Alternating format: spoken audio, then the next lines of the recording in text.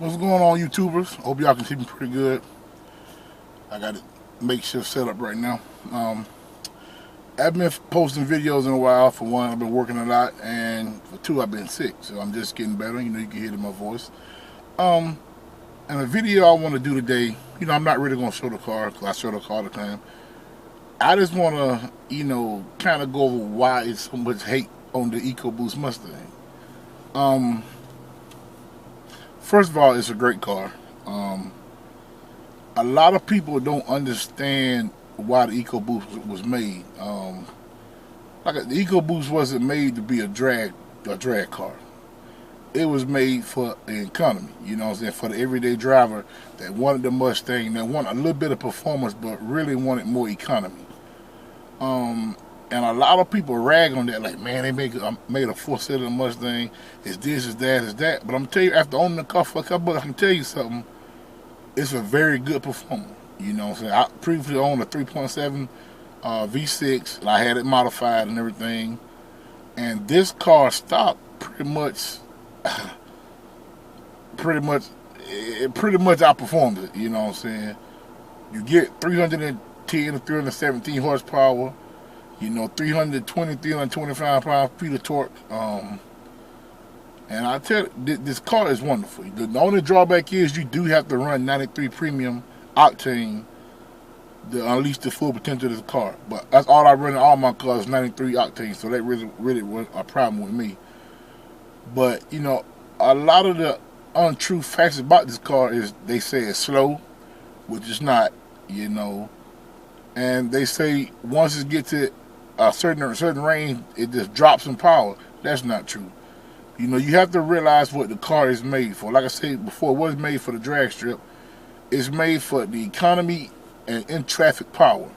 So if you're cruising this car 55, 60 miles per hour, and you need to pass that car, when you hit the throttle, the turbo kicks in instantly. It's an instant boost, and it will rocket you from, 55, 60 to 80 to 100 miles an hour very quick, And that's the range that the turbo boost kicks in that range. I think in between 2,000 and 4,000 RPMs when you're really getting on it to pass the car. So it doesn't really kick in on your 0 to 60 when you're at a standstill. But from a roll, it's not too many people going to beat you from a roll. Because when the turbo kicks in, it's pretty much, take off from that. So you would literally feel it put you back in your seat. Another thing about the car that I like, as a person that wants an everyday driver, this car is a great everyday driver. You're getting, 20s in the city and high 30s on the highway. And that's amazing, you know what I'm saying? You have to realize this car only has a 15.5 gallon tank, and it can take you about 380 miles on a 15.5 gallon tank, and that's pretty amazing. A lot of people say, well, the GT is a much better car. You have to, what you're trying to do with the car is going to determine which one is better. If you're commuting to work in the city and you just want a nice car, a Mustang or something, this would do it. The GT is going to piss you off because it's going to burn a lot of gas and it's going to spend more time just sitting at your office or sitting at your job. This car is something you can drive daily. You know what I'm saying? Now, if you want a weekend racer, something you can get on the track and haul ass and make a lot of noise with, the GT is for you. But if you're buying a car, or if you're a person like me that doesn't have a whole lot of money, you have to buy a car that's practical, you can use every day, the EcoBoost is perfect for you. And you can have a little fun with it. Like I said before, it does have 300 horsepower. Over 300 horsepower and over 320 pound-feet of torque. And even 7 years ago, the GTs were barely making this number. So you have plenty of power to have fun with.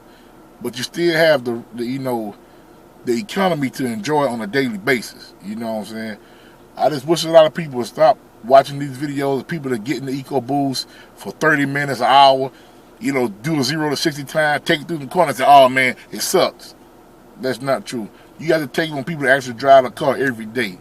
You know what I'm saying? Because I'm going to tell you right now, if you take somebody and put them in like a McLaren or Lamborghini or something like that and let them drive it, and then they put them in a Mustang GT, they're going to say, oh man, the Mustang GT sucks. it's slow and all that. So, you know, you have to take each car for what it's worth and what you're going to do with the car. You know what I'm saying? If you want a weekend race, or if you just really want a loud car, muscle car, you want the V8, you want the power, the GT is for you. But if you're a person that, you know, that's wanting something sensible, but you kind of want to have a little fun with it, the EcoBoost is for you. You know what I'm saying? But it's not to say that either one is a bad car, because both of them are good cars. But for me personally, for everybody that's, you know, doesn't have a, you know, I'm not going to say got to have a lot of money, because the EcoBoost and the GT are very close in price. It ain't like one's like way cheaper than the other. You know what I'm saying? I bought my 17 and mine was 28, and I could have got a GT for, you know, 29 or 30. So it wasn't because I couldn't afford it. I can't afford it. It's just that I needed something that was practical for my everyday use. And that's what the EcoBoost came in. But like I said, man, this is a great car. Anybody that, you know, was thinking about buying the EcoBoost, I tell you right now, you will enjoy the car.